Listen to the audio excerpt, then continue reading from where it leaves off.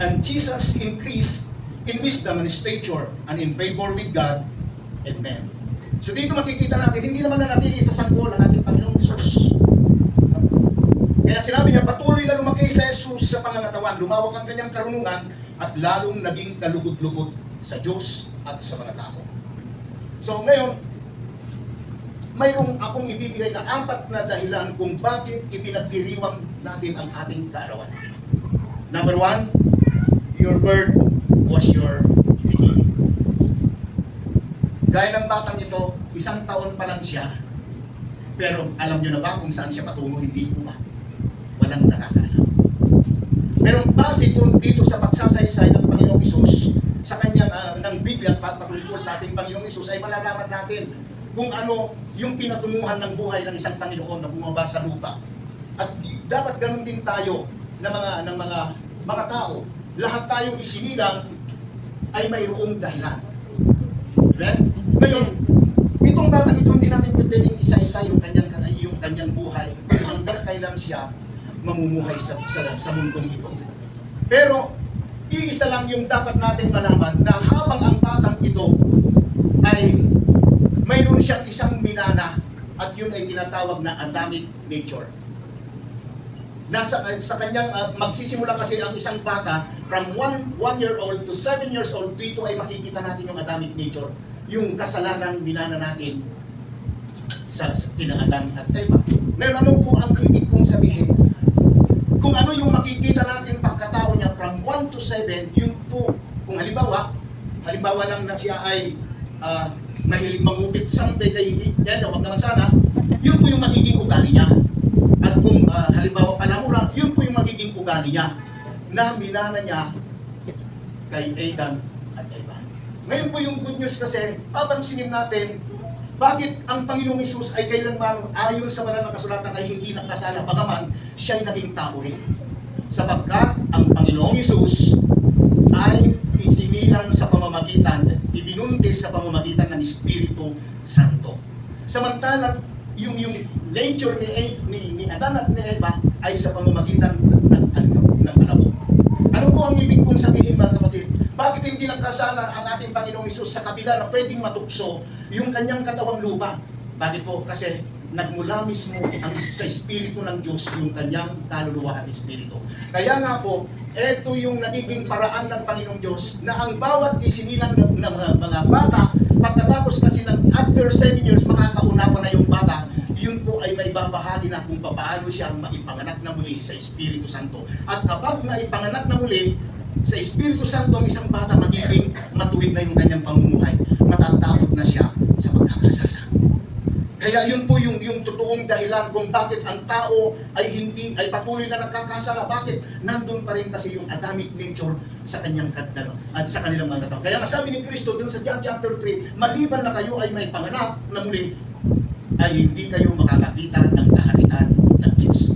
Kaya po, ang panuntunan ng Panginoon, bawat sumisilang na mga galing sa sinapupunan ni Adan, yung unang Adan ay kailangan tanggapin yung pangalawang Adan, which is Jesus Christ, according to 1 Corinthians chapter 15 verse 45. At once na tinanggap natin ang Panginoong Hesus sa buhay natin, bababaan tayo ng Espiritu Santo at lahat ng mga kasalanan natin ay makikilala natin marumi at hindi tayo magkakasala.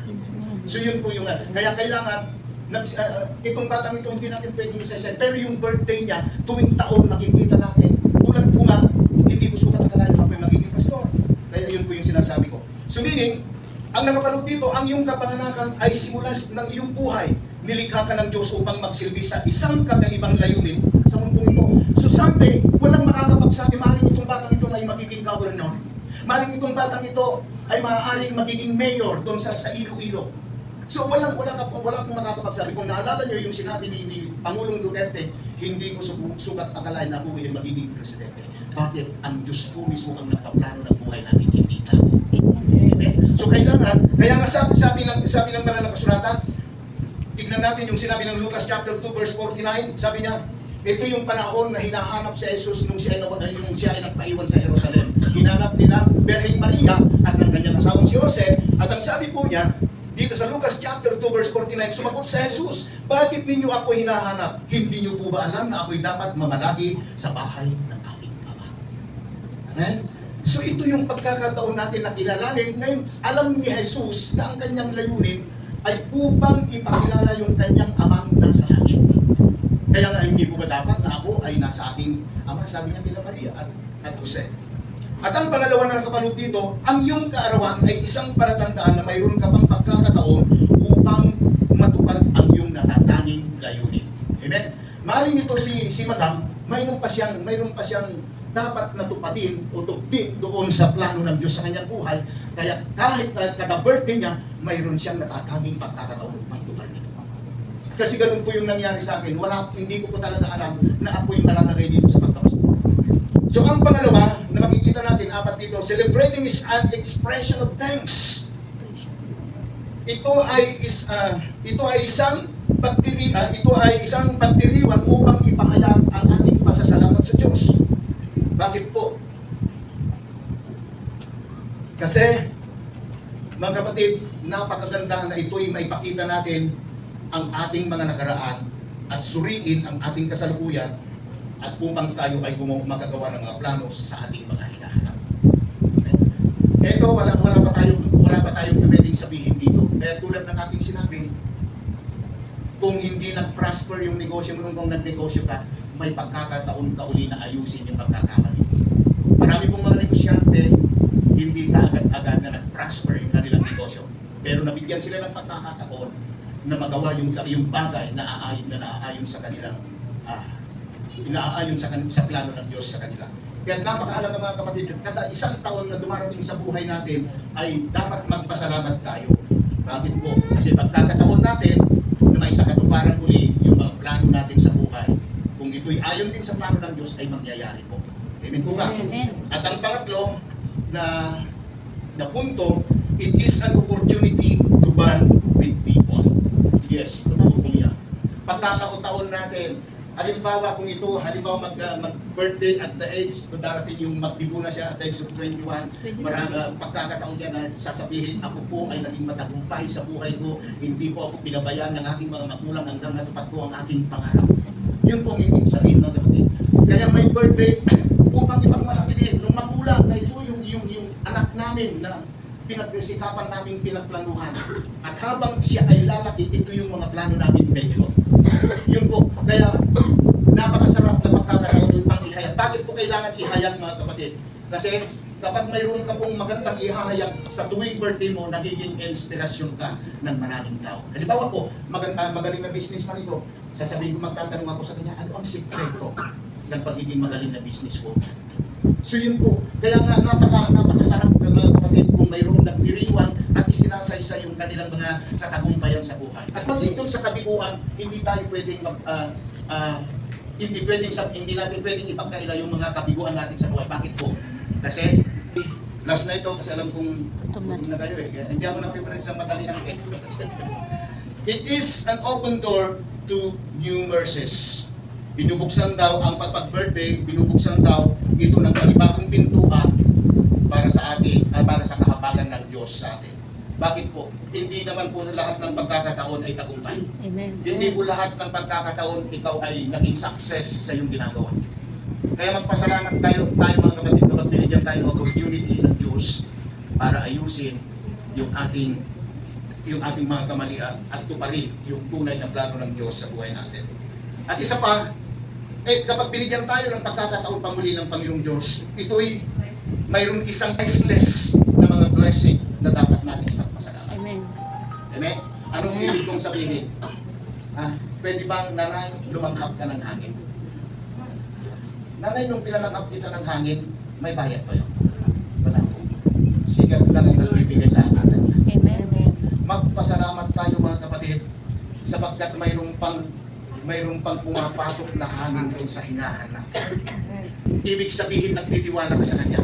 Paano natin isasalaysay paano natin ipapahayag o ipapakita yung totoong pasasalamat sa Diyos? Parang ganito lang yan, na mayroong magandang plano sa buhay ni Elon, sasabihin nila, Panginoong Diyos, nagpapasalamat ako, binigyan mo ako ng isang anak na lalaki.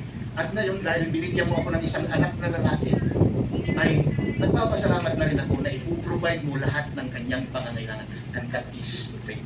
Amen. So, meaning, habang itinideklara mo yan at sino ba ang Panginoon na pag pinasalamatan mo ay hindi ka na niya papansinin, hindi mo? Mas gusto ng Diyos na pinapasalamatan mo siya kahit na hindi mo pa nakita yung isang bagay na hinihingi mo. Kasi nga, pinamumuhay tayo ng Diyos sa pamamagitan ng pananampalataya. Amen. At ang Amen. sumiling kapatid, napakahabag ng Diyos kapag gumising ka ng umaga ay may pag-asa ka. Bakit sabi ng Lamentation? Because Lamentations chapter 3 verse 22 to 23, sabi niya, because of the Lord's great love, we are not consumed. For His compassion never fail. They are new every morning. Great is your faithfulness. Maiparating yung panalangin mo sa Kanya. Hallelujah, yes, Lord. Thank you, God. Thank you, Lord Jesus. Thank you. O dakila naming Ama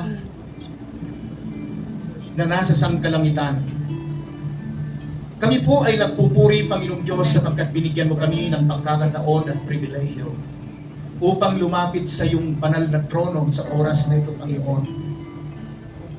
Wala po kaming ibang hangad, Panginoong Diyos, kundi isa katuparan yung aming pong totoong pagtungo rito, Panginoon. Hindi po kami nagpunta rito upang kumain. Ang katotohanan kung bakit narito kami, Panginoong Diyos, ay upang magpakita Jesus. ng pagmamahal sa batang ito at manalangin na siya ay sasamahan mo hanggang sa siya ay nabubuhay. Panginoon, magsisimula na ang lakad ng buhay ng batang ito. Dalangin namin ang iyong pag-iingat, ang iyong paggabay. Ibuhos mo sa kanya, Panginoon, ang iyong presensya.